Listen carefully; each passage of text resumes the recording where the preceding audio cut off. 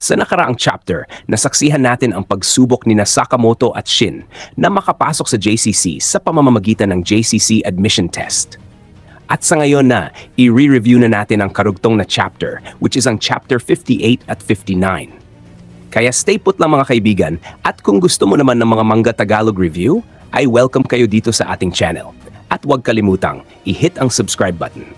Nagsimula ang chapter sa isang babae na nagtataka kung sino nga ba talaga si Sakamoto. Sa kabilang banda, sinabi naman ng isang lalaki, yung matabang yon, ang galing niya, baka mga test admin ang mga yan. Kitang-kita na nagulat ang babae sa sinabi ng lalaki. Sabat naman ng ilang aplikante, ano ang matabang yan? At dito na nga nila inatake si Sakamoto, sabay sigaw ng, ibigay nyo na sa amin ang bala. Pero nang naghanda na ang isa sa kanila para bumaril, agad namang kumilos si Sakamoto. Ginamit niya ang ballpen para tamaan ang lagayan ng mga bagahe, dahilan para mahulog ang isang maleta at matamaan ang lalaking may baril. Nawalan ito ng balanse pero napindot pa rin niya ang trigger. Buti na lang at naiwasan ito ni Sakamoto. Mabilis na lumapit si Sakamoto at agad niyang dinisassemble ang baril. Sabay mabilis na atake. Pagkatapos, nagpasalamat ang babae sa pagliligtas sa kanya. Habang si Sakamoto naman ay lumapit sa lalaking ginulpi niya at nakuha ang 3 JCC bullets. Lumalabas na isa pala itong test administrator. Sabi ng babae, wala daw siyang ideya. Pero ang ginawang atake ni Sakamoto kanina ay para daw itong isang veteran warrior. Sa isip-isip ni Sakamoto, dapat daw siyang mag-ingat sa kanyang mga kilos. Dagdag pa ng babae, ang galing daw talaga ni Sakamoto at na-impress siya. Bilang isang kapwa newbie, nakuha raw ni Sakamoto ang kanyang respeto at nagbigay ito ng lakas ng loob sa kanya. Sabi pa niya, gagawin niya rin ang kanyang best. Sumagot si Sakamoto ng good luck, sabay pick ng isang bala papunta sa babae. Tinalikuran na niya ito at sinabing, hindi ko kailangan ng 3 bullets. Sa isipan ni Sakamoto, napaisip siya kung nasaan na nga ba si Shin. Sumigaw naman ang babae, hindi ko ito matatanggap, sabay balik ng bala kay Sakamoto. Dagdag pa niya, may hinahangaan akong role model at kung siya ang nasa pwesto ko, sigurado akong hindi niya rin tatanggapin to. Magkahawig kami pero magkaiba rin. Maliit lang kasi ako at sabi ng magulang ko, mas bagay daw akong maging housekeeper kaysa assassin. Sagot ni Sakamoto, hindi mo malalaman kung hindi mo susubukan. At dito sumagot ang babae, na-prove nga raw ni Sakamoto na size doesn't matter. Later on, na-realize din niya na hindi niya sinasadya na maging insulto ang sinabi niya tungkol sa pagiging mataba ni Sakamoto at humingi siya ng tawad. Sa kabilang eksena, pinakita ang silid ng business class kung saan tumba na ang lahat ng aplikante. Dito, makikita ang isang flight attendant na sinasakal ng isang lalaki. Sabi ng lalaki, ang hina naman. Ito lang kaya nyo mga JCC teachers. Sumagot ang flight attendant, magaling, Mafuyo Seba. Sabi naman ni Mafuyo, pwede na ba kitang patayin? Biglang dumating si Shin at nagbitaw ng isang mabilis na sipa na nasangga naman ni Mafuyo gamit ang kanyang kamay, dahilan para mabitawan niya ang flight attendant. Sabi ni Mafuyo, huwag ka nang makialam dito, matanda. Kinainis naman ito ni Shin at sinagot, sinong matanda? 21 years old pa lang ako. Sagot ni Mafuyo, well, 14 pa lang ako. At ang 21 talagang matanda na. Sabay mabilis na kilos at inatake si Shin. Kahit sobrang lapit na ng blade sa mukha ni Shin, nagawa pa rin niyang umiwas. Pero hindi pa pala tapos si Mafuyo dahil bigla siyang naglabas ng baril at agad na pinaputukan si Shin. Nakaiwas naman si Shin pero nadaplisan pa rin siya. Napasabi si Shin, may experience sa laban to, pero may napansin siyang kakaiba. Sobra ang pagkadiri ni Mafuyo sa dugo na tumalsik sa kanyang kamay. Sabi ni Mafuyo, hindi ko kaya. Sobrang nakakadiri. Hindi ako makapaniwala. Isa itong harassment, sabay spray ng alcohol sa kanyang kamay. Sinigawan siya ni Shin. Anong klaseng tao ka? Ba't ka pa nagpunta dito?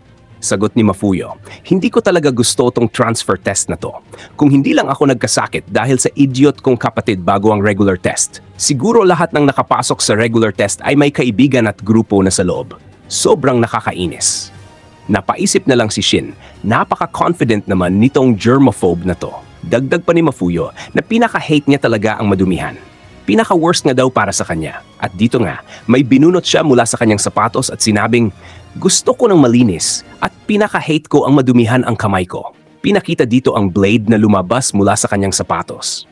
Kaya napasabi na lang si Shin sa kanyang isipan, hidden weapons? Biglang umatake si Mafuyo at muntik nang matamaan si Shin. Buti na lang naiwasan niya pa rin ito. Napasabi na lang si Shin na, mabilis siya, sabay ganti gamit ang kanyang baril. Pero nasangga lang ni Mafuyo ang bala gamit ang blade mula sa weapon sa kanyang sapatos. Kaya naiinis na si Shin. Dito na nga, naghanda si Mafuyo para sa susunod na atake at sinabing, "Mamatay ka!" Pinakita na nakita ni Shin ang mga predetermined na galaw ni Mafuyo. Nakita niya ang future na mangyayari. At nasabi ni Shin, "Hindi pwedeng maging pabigat ako lagi kay Mr. Sakamoto." Dito na umatake si Shin sa blind spot ni Mafuyo at napasabi na lang si Mafuyo, "Talagang nababasa niya ang galaw ko?" Sabay sabi ni Shin, "Pasensya ka na, pero may tao akong kailangang i-catch up." At dito, pinakita ang flashback kung saan nag-uusap sina Shin at Sakamoto. Sabi ni Shin, "Mr. Sakamoto, pagdating natin sa transfer test exam, pakiusap, huwag mo akong tulungan." Tanong ni Sakamoto, "Ha? Bakit?" Sagot ni Shin, "Gusto kong subukan ang kakayahan ko na hindi nakaasa sa'yo." Sabi ni Sakamoto, "Ayos, pero huwag mo akong bibiguin." Tugon ni Shin, "Hindi ako magpapatalo. Panoorin mo lang ako. Balik tayo sa kasalukuyan." Sa isip ni Shin, "Hintayin mo ako. Papapasa ako bilang nangunguna sa klase." Makikita si Mafuyo, nagulat pa rin sa nangyari. "Coincidence lang ba yon?" Tanong niya sa sarili. Tinawag siya ni Shin. "Anong problema? Bilisan mo at sumugod ka na." Biglang kumilos si Mafuyo at sinipa si Shin, pero naiwasan lang ito. Naisip ni Mafuyo, umiilag lang siya? Ano kaya ang plano nito? Biglang naglabas ng baril si Shin at pinaputukan siya, pero nakaiwas si Mafuyo sa pamamagitan ng pagtalon. Nag-counterattack siya. "Sige, subukan natin." Sumipa si Mafuyo ng mabilis, muntik ng tamaan ang ibang aplikante. "Mag-ingat ka," sigaw ng mga nasa paligid. Naiwasan uli ni Shin, kaya umatake ulit si Mafuyo. "Gaano man katalas ang kutob mo, kung mahuli kita, wala ring silbi yan." Nasangga ni Shin ang atake gamit ang kanyang kamay. "Magandang ideya yan," sagot niya. "Pero naririnig ko ng malinaw ang iniisip mo." Gamit ang baril, hinampas niya ang blade sa sapatos ni Mafuyo. Naputol ito. Na-corner ni Shin si Mafuyo. Nakadapa ito sa lupa. Dinaganan niya at tinutukan ng baril. "Ibigay mo na sa akin ang mga bala," sagot ni Mafuyo. "Nakakainis ka? Sige, patayin mo muna ako, matanda." Tumayo si Shin at sinabing, "Hindi ako pumapatay para lang sa walang kwentang exam na to. At 14 ka pa lang, di ba? Hindi ako pumapatay ng bata." Napaluha si Mafuyo. "Mas matanda ka nga sa akin, pero ikaw ang mas childish." Nagulat si Shin. "Umiyak ka ba?" sigaw ni Mafuyo. "Tumahimik ka. Babayaran mo ang pagkasira ng weapons ko." Nabigo ako. Ganito na ba ang mga kabataan ngayon, isip ni Shin. Pero nilapitan niya si Mafuyo at sinabing, "Wala kang dapat iyakan." "Huh?" sagot ni Mafuyo. Dagdag ni Shin, "Sa edad mong yan, pambihira na ang ganyang galing." Sagot ni Mafuyo, "Wala akong pakialam. Talento, paulit-ulit ko na yang naririnig." "Gusto ko na talaga siyang suntukin," isip ni Shin. Sabi niya, "Kung bumagsak ka ngayon, pwede ka pa rin sumubok ulit kumuha ng lisensya." Sagot ni Mafuyo, "Hindi ko kailangan ng lisensya. Ang gusto ko, makapasok sa JCC. Doon, magkakaroon ako ng koneksyon para makapasok sa order." Nagulat si Shin. "Alam mo ang tungkol sa order?" Biglang lumabas ang isang lalaki mula sa taguan ng mga bagahe. "Ito na ang hinihintay kong pagkakataon." Sabay agaw ng bala kay Mafuyo. "Yan ang tinatawag kong Haina technique. Mamamatay ka." Pero mabilis siyang hinawakan ni Shin sa mukha at inatake, kaya nabitawan nito ang mga bala. Sabi ni Shin, "Kung gusto mong mapasama sa order, hindi koneksyon ang kailangan mo." "Ha?" Gulat ni Mafuyo. Sabi pa ni Shin, "Ang kailangan mo lang sa mundong yon ay pambihirang abilidad. Ako rin. Kailangan ko rin nun," isip niya. Tanong ni Mafuyo, "Bakit?" Binigyan siya ni Shin ng isang bala. "Isang bala lang ang kailangan mo para makapasa. Hanggang sa muli. Sandali, huwag ka munang umalis." Sagot ni Shin, "Ayos lang, hindi mo na kailangang magpasalamat." Sabi pa ni Mafuyo, "Tong isang tumadumi na dahil sa dugo, palitan mo ng malinis." "Grabe ka," inis ni Shin. "Kailangan mong pagtrabahuhan ang ugali mo." Kinulit siya ni Mafuyo para makipagpalitan. Sa huli, pumayag din si Shin. Makikita na may dalawang bala si Shin at isa kay Mafuyo. Sa kabilang eksena sa economy class, tuloy pa rin ang matinding labanan. Isang babae ang nagrereklamo, halos kalahating oras na, pero ni isang bala, wala pa rin ako. Habang nagsasalita siya, biglang tinapik siya ni Sakamoto. "Sino nagturo sa'yo gumamit ng baril?" Tanong niya habang ngumungguya ng pagkain. Napahiya ang babae. "Pasensya na, hindi talaga ako sanay sa baril. Kamag-anak ko lang ang nagturo sa akin. Patingin nga niyan," sabat ni Sakamoto. Kinuha niya ang baril at nagpakitang gilas.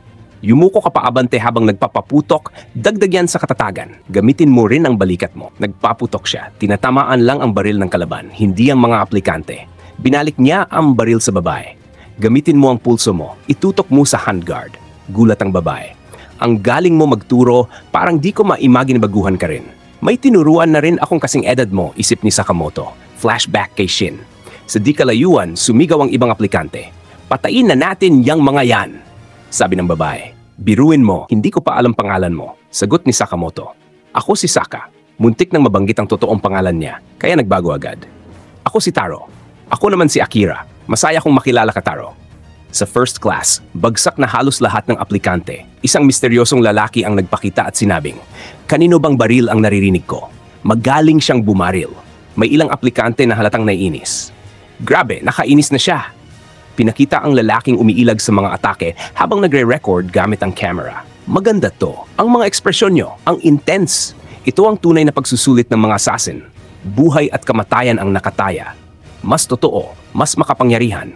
Gusto naming maantig ang mga manonood. Nagbitaw siya ng isang bala, nag-agawan ang mga aplikante. Pero bigla siyang umatake gamit lang ang clapperboard. Pinugutan niya ng ulo ang lahat ng sumugod. Ang daming kawalan ng pag-asa. Parang pelikula. Nakakatuwa ito. Masaya akong maging test administrator. Pinakilala ang lalaki. Siya si Kanguri, isang test administrator, movie director at miyembro ng order. Sa tingin ko, makakakuha ako ng magandang eksena dito. At sa huling eksena, makita sina Shin, Mafuyu, Sakamoto at Akira.